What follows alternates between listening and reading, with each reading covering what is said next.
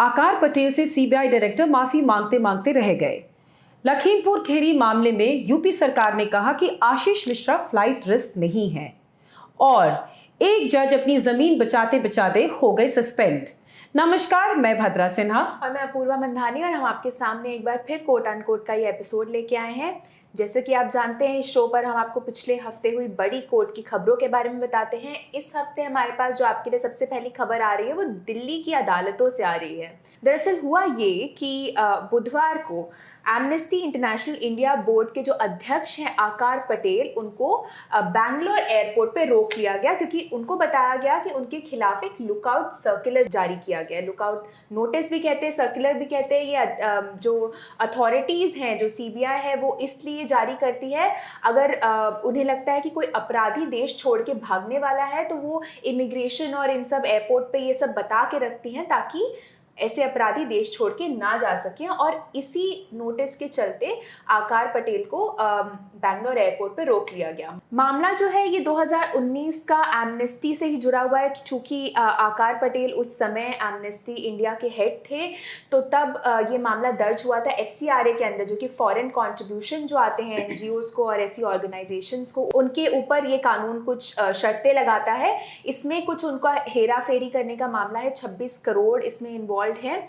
अब इस मामले में अब जाके लुकआउट नोटिस के चलते आकार पटेल, जो कि यूएस जाना, अमेरिका जाना चाहते थे कुछ लेक्चर्स देने के लिए, उन्हें जाने नहीं दिया गया, जिसके बाद वो दिल्ली अदालत पहुंचे। और गुरुवार को मेट्रोपॉलिटन मैजिस्ट्रेट ने बहुत ही कड़ा एक ऑर्डर दिया जिसमें उन्होंने सीबीआई के डायरेक्टर को आकार पटेल से माफ़ी मांगने के लिए बोला। उन्होंने इस बात की भी बात की कि केवल आर्थिक रूप पे ही नहीं, आकार पटेल को काफ़ी मानसिक उत्पीड़न भी झेलना पड़ा इस पूरे मामले की वजह से। जब उन्हें एयरपोर्ट पे रोक दिया गया, उन्हें अपने लेक्चर के लिए नहीं जाने दिया गया जबकि उनकी फ़्लाइट की टिकट्स बुक थी। लेकिन मामला इधर रुक नहीं गया। इसके तुरंत बाद जब आकार पटेल एक बार फिर गुरुवार को एयरपोर्ट पहुंचे यूएस जाने के लिए, तो उन्हें एक बार फिर रोक लिया गया कोर्ट के ऑर्डर्स के बावजूद। इसके बाद फिर वो एक बार फिर फ्राइडे को कोर्ट पहुंचे, वो भी कोर्ट पहुंचे और सीबीआई भी कोर्ट पहुंची। उन्होंने जो मेट्रोपॉलिटन मैजिस्ट्रेट का ऑर्डर था उसके खिलाफ उन्होंने अपील लगाई। और इसके बाद सीबीआई की रिवीजन पिटिशन पर, सीबीआई ने जो पिटिशन लगाई थी उस पर कोर्ट ने इस जो गुरुवार का ऑर्डर था जिसमें सीबीआई डायरेक्टर को माफ़ी मांगने के लिए कहा गया था, उस पर स्टे लगा दिया। अपूर्वा, जैसा आपने बताया कि जो गुरुवार का ऑर्डर था उसमें जो मेट्रोपॉलिटन मैजिस्ट्रेट हैं उन्होंने बहुत कठोर शब्दों का इस्तेमाल किया सीबीआई डायरेक्टर के खिलाफ और पूरी एजेंसी के खिलाफ। इसके साथ साथ उन्होंने सीबीआई को ये भी डायरेक्शन दी कि जो लुकआउट सर्कुलर है आकार पटेल के खिलाफ उसको विड्रॉ किया जाए।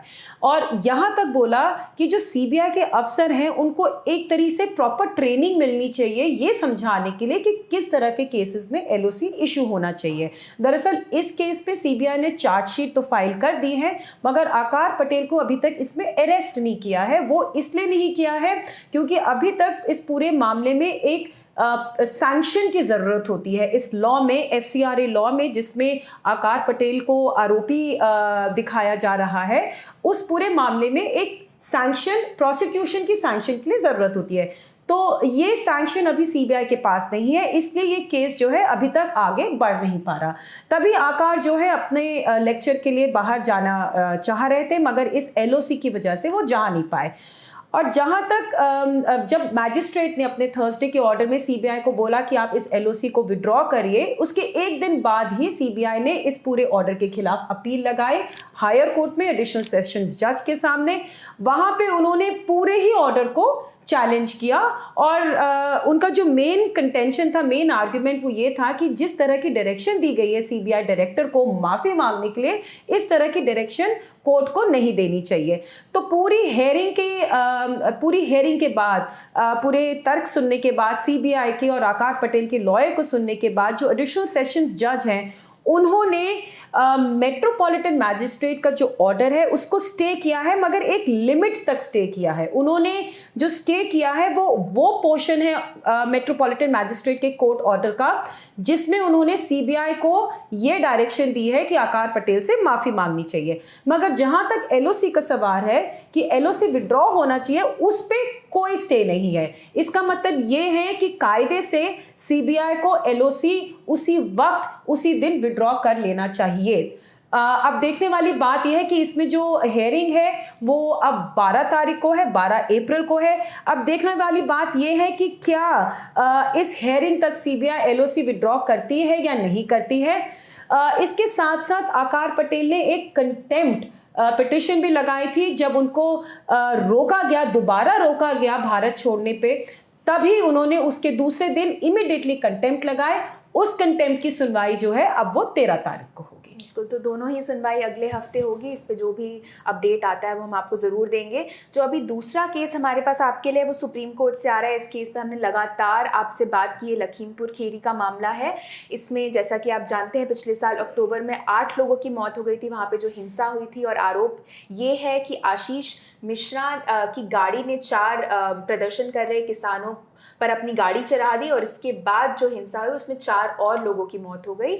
इसके बाद उनकी गिरफ्तारी के लिए भी एक तरह से सुप्रीम कोर्ट का ऑर्डर आया था, जिसके बाद उनकी गिरफ्तारी हो पाई थी। उसके बाद फरवरी में इस साल इलाहाबाद हाईकोर्ट ने उन्हें बेल दे दी।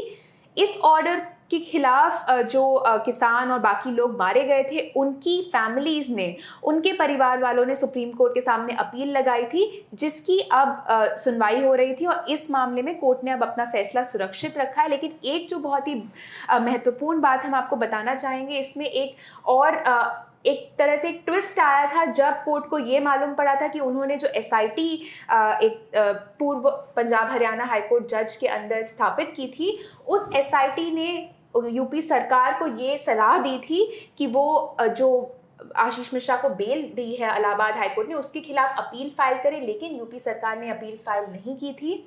इस पे सुप्रीम कोर्ट ने यूपी सरकार से कई जवाब भी मांगे थे। उनकी इस अपील ना फाइल करने पर सवाल उठाए थे, जिस पर अब यूपी सरकार ने ये फैसला सुरक्षित करने से पहले यूपी सरकार ने कोर्ट को ये कहा कि उन्हें लगता है कि आशीष मिश्रा फ्लाइट रिस्क नहीं है। फ्लाइट रिस्क आपको संक्षेप में बता दूं कि कोर्ट जब भी किसी अपराधी को बेल देता है, जैसे जब भी किसी आरोपी को बेल देता है, तब कोर्ट ये देखता है कि क्या इस बात की संभावना है कि वो आरोपी कोर्ट का जो जहां वो रह रहे हैं सिटी, जहां पे इस मामले की जांच हो रही है, उस जगह को छोड़ के कहीं और भाग सकता है। उसे कहते हैं फ्लाइट रिस्क। तो अब कोर्ट को ये बताया गया है यूपी सरकार की तरफ से कि चूंकि उन्हें लगा कि आशीष मिश्रा फ्लाइट रिस्क नहीं है, इसलिए भी एक तरह से उन्होंने बेल के खिलाफ अपील फाइल नहीं की। दरअसल पूर्वा, इस पूरे मामले में जिस तरह से यूपी सरकार ने अपना जवाब दाखिल किया है सुप्रीम कोर्ट में, उसको लेके सुप्रीम कोर्ट थोड़ा अचंभित है। क्योंकि अपने जवाब में जब इस पूरे मामले में हेयरिंग हुई पिछले हफ्ते, तो अपने जवाब में यूपी सरकार ने ये 2-3 चीज़ें बोली। सबसे पहले, जैसे आपने कहा, उन्होंने बोला कि आशीष मिश्रा फ्लाइट रिस्क नहीं है, मतलब कि भागने की संभावना नहीं है। और दूसरी बात यूपी सरकार ने ये बोली कोर्ट को कि अभी तक जो एजेंसी है या जो जांच कर रही है एसआईटी, वो अभी तक ये नहीं स्थापित कर पाई है कि क्या ये पूरा जो मामला था, इसके पीछे कोई प्लानिंग थी या उसी वक्त स्पॉट पे अचानक से अपने आप को बचाने के लिए उन्होंने गाड़ी एकदम से तेजी से चलाई, जिसकी वजह से कुछ किसानों की मृत्यु हो गई। तीसरी बात जो यूपी सरकार ने बोली, उसको लेके कोर्ट थोड़ी सी गंभीर हो गई। वो ये थी कि जो एसआईटी के अध्यक्ष हैं, जो पूर्व हरियाणा हाईकोर्ट के जज हैं, उनके मुताबिक आशीष मिश्रा को जो बेल दी गई थी वो इसलिए चैलेंज करना चाहिए था क्योंकि आशीष मिश्रा इस पूरे मामले में जो विटनेसेस हैं उनको इन्फ्लुएंस कर सकते हैं। इसको लेके यूपी सरकार ने बोला कि वो इस आर्ग्यूमेंट को एक्सेप्ट करने के लिए तैयार नहीं है। और क्यों नहीं है? क्योंकि उनके हिसाब से यूपी सरकार ने जितने भी इसमें विटनेसेस हैं, 98 विटनेसेस हैं, सबको प्रोटेक्शन दी है और उनके मुताबिक कोई भी किसी तरीके का जो आरोपी है या जिसने भी अपराध किया है वो किसी तरीके से इन विटनेसेस तक पहुंच नहीं सकते, क्योंकि इन विटनेसेस के साथ जो है एक पुलिसमैन लगातार रहता है, एक कांस्टेबल लगातार रहता है, और साथ ही साथ इन विटनेसेस की मूवमेंट जो है सीसीटीवी के द्वारा रिकॉर्ड की जा रही है।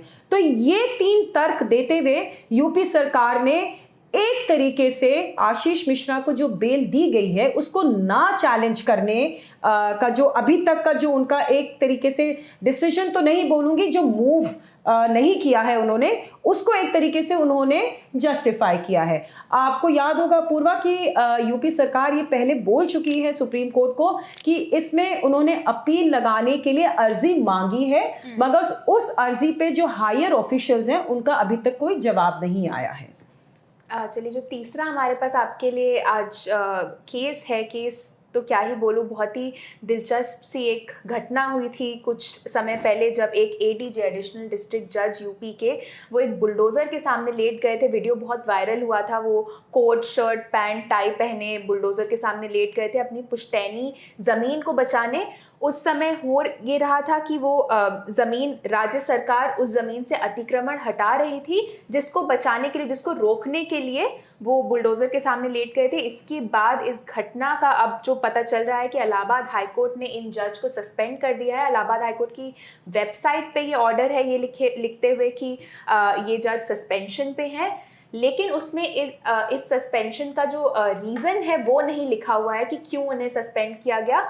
लेकिन जो अभी खबर सामने आ रही है रिपोर्ट्स के हिसाब से, ये जो पूरी घटना हुई थी, तो जो बस्ती के जहाँ पे घटना हुई थी उसके डिस्ट्रिक्ट मैजिस्ट्रेट ने सरकार को इस पे एक रिपोर्ट भेजी थी, और इसके बाद सरकार ने वो रिपोर्ट इलाहाबाद हाई कोर्ट को भेजी थी, जिसके बाद ये सस्पेंशन ऑर्डर आया। अपूर्वा, ये पूरा मामला जो है वो लैंड एक्विजिशन को लेके है। दरअसल यूपी सरकार की जो इरिगेशन डिपार्टमेंट है वो कुछ लैंड को एक्वायर करना चाह रही थी, और इस एक्विजिशन में जो ये जज हैं उनके फादर, उनके पिताजी की भी ज़मीन एक्वायर हो रही थी। और पहले भी इन जज ने जो है इस पूरे एक्विजिशन प्रोसीडिंग्स के खिलाफ स्टेटमेंट दिया था, और ये बोला था कि जो डिस्ट्रिक्ट मैजिस्ट्रेट है जिन्होंने ये एक्विजिशन अलाउ किया था वो एक करप्ट है, उन्होंने ये ऑर्डर जो है ठीक नहीं दिया है।